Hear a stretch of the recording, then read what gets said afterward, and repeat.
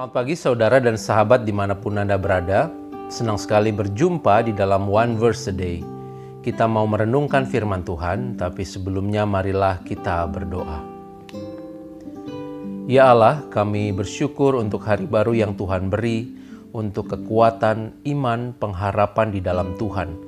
Kami mau belajar dan merenungkan firman-Mu hari ini. Biarlah Engkau hadir, melawat dan menerangi kami semua. Terima kasih Bapa, di dalam Kristus kami berdoa. Amin. Saudara yang dikasihi Tuhan, firman Tuhan hari ini dari Galatia 6 ayat 2. Bertolong-tolonganlah menanggung bebanmu, demikianlah kamu memenuhi hukum Kristus. Saudara, ayat bacaan kita hari ini merupakan bagian dari surat Paulus kepada jemaat di Galatia, yang merupakan daerah wilayah tengah bagian utara Asia Kecil, atau yang sekarang kita kenal sebagai negara Turki. Paulus menasihatkan bahwa sebagai pengikut Kristus, orang percaya harus saling mengasihi satu sama lain, sama seperti Kristus yang mengasihi umat manusia. Para pengikut Kristus harus saling mengasihi karena mereka telah dibenarkan dan diterima oleh Allah dan telah menerima Roh Allah. Orang percaya menjadi benar bukan karena perbuatan baik dan segala hal yang telah dilakukannya, tetapi karena kasih dan anugerah Allah semata. Nah, orang yang telah dibenarkan ini haruslah memenuhi hukum Kristus. Saudara, dalam surat-surat Paulus kita sering menemukan istilah yang dibentuk dari akar kata benar, antara lain dibenarkan dan kebenaran. Misalnya Paulus menegaskan bahwa manusia dibenarkan oleh karena iman, bukan karena melakukan hukum Taurat. Dalam Roma 4 ayat 20-22 misalnya, di situ dikatakan bahwa Abraham percaya kepada janji Allah sehingga kepercayaannya tersebut diperhitungkan sebagai kebenaran. Saudara, kata-kata kebenaran, benar, dibenarkan, seperti ini memang sulit diterjemahkan dengan tepat.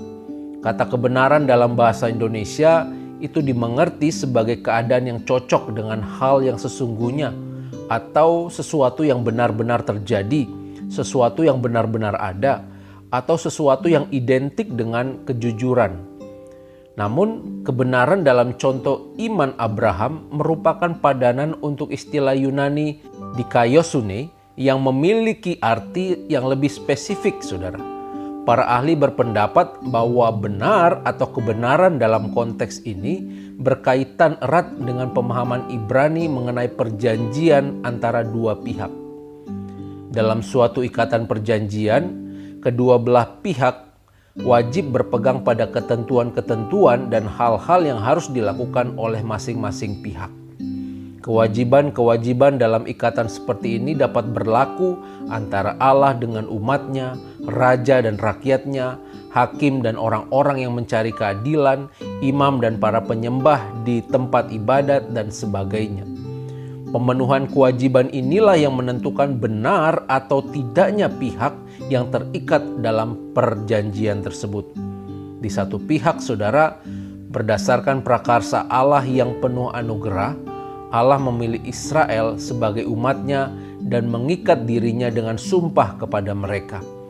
Namun di pihak lain, Israel dituntut hidup sesuai dengan ketentuan yang digariskan dalam hukum Taurat yang diberikan sebagai pedoman bagi seluruh umat perjanjian. Oleh karena kesetiaannya pada perjanjian yang dikukuhkan dengan sumpah, Allah membebaskan dan menyelamatkan umat Israel. Tindakan Allah yang setia pada perjanjian yang dibuat dengan umat Tuhan ini menunjukkan bahwa Dia Allah yang benar. Sebaliknya, umat Israel ternyata tidak benar, saudara, karena berulang kali mereka tidak setia kepada Tuhan, sehingga mereka menuai penderitaan akibat murka Allah. Sahabat, karya Kristus merupakan dasar baru yang menentukan benar atau tidak benarnya manusia di hadapan Allah. Seperti yang berulang kali dinyatakan oleh Paulus, benarnya manusia dalam hubungan Allah ini merupakan pemberian cuma-cuma yang berdasarkan iman. Bagaikan di hadapan hakim yang memutuskan perkara oleh iman kepada Kristus, orang berdosa yang mestinya dijatuhi hukuman, kini telah dibenarkan, atau dinyatakan benar, atau divonis tidak bersalah di hadapan Allah. Melalui pembenaran tersebut, hubungan Allah dengan umatnya dipulihkan kembali. Nah saudara-saudara, orang-orang yang telah dibenarkan dalam Kristus, inilah yang harus juga mengasihi sesamanya. Sama seperti Kristus yang sudah mengasihi kita orang percaya, maka kita pun juga harus mengasihi sesama kita. Disitulah kita dapat dikatakan memenuhi hukum Kristus. Disitulah kita dapat disebut sebagai orang-orang benar atau orang-orang yang sudah dibenarkan. Bertolong-tolonganlah menanggung bebanmu. Demikianlah kamu memenuhi hukum Kristus. Kiranya Roh Kudus menuntun dan memampukan kita di dalam memenuhi panggilan ini. Amin. Mari kita berdoa. Ya Allah, kami sungguh bersyukur untuk firman Tuhan yang boleh kami dengar dan kami renungkan. Kami diingatkan hari ini bahwa kami sesungguhnya adalah orang-orang yang sudah tebus, sudah dibenarkan, dan kini sudah menjadi benar. Biarlah Bapa sebagai orang-orang yang sudah diselamatkan, kami juga boleh meneladani Kristus yang mengasihi sesamanya. Sama seperti Kristus yang sudah mengasihi kami, biarlah kami juga boleh mengasihi sesama kami. Kami bertolong-tolongan di dalam menanggung beban sesama kami. Mampukan kami di dalam memenuhi panggilan ini. Dalam Kristus kami berdoa. Amin.